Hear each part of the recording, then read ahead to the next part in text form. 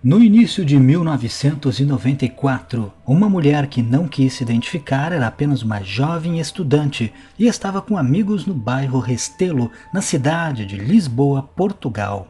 Todos do grupo tinham entre 16 e 17 anos e estavam de férias escolares conversando em um terreno baldio em frente a alguns prédios. Por volta das 3 horas da tarde, o grupo notou no céu uma nuvem estranha, pois diferente das outras nuvens do céu, que eram bem brancas e estavam viajando em direção oeste, havia uma nuvem mais escura, cinzenta, que viajava no sentido contrário, para leste. Obviamente que as nuvens são movimentadas pela força do vento, e qualquer nuvem que se mova no sentido contrário é algo anômalo. O objeto estava voando aparentemente sobre a freguesia de Trafaria, que fica do outro lado do rio Tejo, bem de frente para o bairro Restelo. Mas em seguida, essa estranha nuvem rapidamente mudou de direção e foi para cima do grupo de jovens, e em poucos segundos, antes que eles pudessem ter qualquer reação, a nuvem já estava posicionada quase acima de suas cabeças. A testemunha não sabe estimar as distâncias, mas ela conta que o OVNI estava alto no céu, mas localizado logo acima deles. De repente, aquela nuvem começou gradualmente a revelar uma nave de formato discoidal, como dois pratos de sopa, como descreve a testemunha, de cor metálica cinzenta, bem liso e do tamanho aproximado de um estádio de futebol. Era possível também ver várias janelas semelhantes a de um barco no entorno da nave, feitas com um material que parecia vidro fosco. O objeto não emitia nenhuma luz e nem fazia qualquer som. Em seguida, uma outra nuvenzinha saiu de dentro do objeto, pela parte de baixo, e voou em altíssima velocidade no sentido sul e depois mudou para oeste. Todos estavam observando o fenômeno, mas foi neste momento que um dos colegas entrou em pânico e correu em direção a um dos prédios, batendo na porta e querendo entrar. O local onde eles estavam era normalmente usado como dormitório da escola de Restelo, então ninguém iria atender ao chamado do jovem.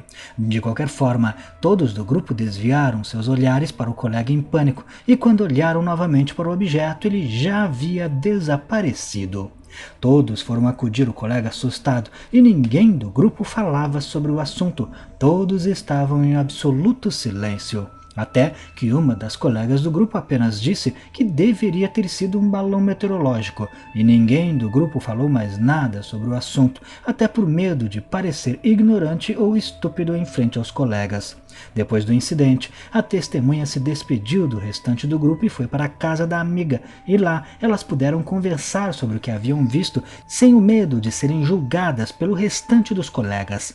O pai de sua amiga ouviu a conversa e, como era alguém que conhecia um pouco mais sobre o fenômeno ufológico, perguntou para ela se haviam sentido que o tempo havia passado anormalmente durante o fenômeno, se haviam tido algum tipo de perda de tempo nas memórias.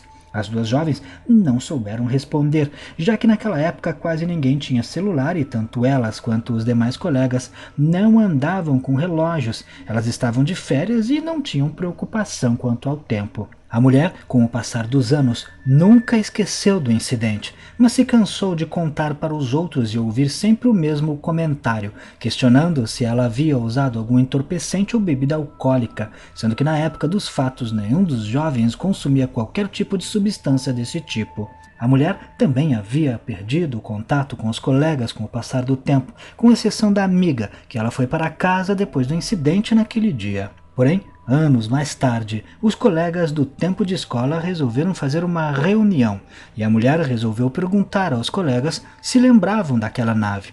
E justamente a colega que havia falado que era apenas um balão meteorológico na época foi a primeira a responder prontamente que se lembrava perfeitamente do incidente. Outra curiosidade que a testemunha conseguiu perceber em relação ao incidente é que os outros colegas lembravam do fenômeno ligeiramente diferente.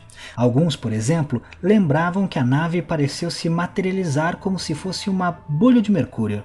Mas apesar das impressões ligeiramente diferentes, todos lembram do fato da mesma forma.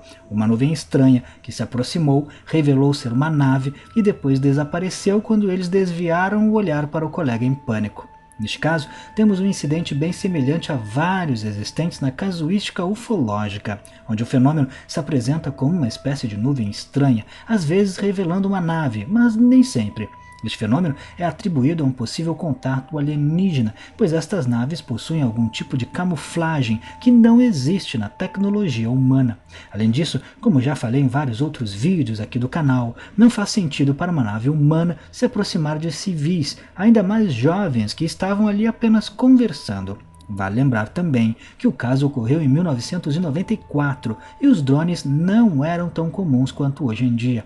A hipótese de balão meteorológico também não é compatível com o que os jovens avistaram, já que um balão meteorológico não voa no sentido contrário do vento. Outro detalhe interessante de se notar é que algumas testemunhas do fenômeno se recordavam ligeiramente diferente de como a nave se revelou. É normal que pessoas diferentes tenham impressões diferentes de acontecimentos antigos guardados em sua memória, principalmente quando o evento ocorreu em uma situação de estresse, pois, por mais que apenas um dos jovens tenha entrado em pânico, todos estavam tensos e surpresos com o que estavam vendo, tanto que depois do incidente não comentaram mais sobre o assunto. Há também a possibilidade de que eles tenham sido abduzidos e nem tenham percebido isso, apesar de que não houve nenhum tipo de evidência que apontasse para essa possibilidade, pois nenhum deles teve consequências do avistamento e eles não têm como verificar se houve de fato lapso de tempo em suas memórias. Mas e você? O que acha? Não deixe de comentar. Se gostou, clique em gostei, não esqueça de se inscrever no canal, vire membro se puder, clicando em seja membro e me siga lá no Instagram.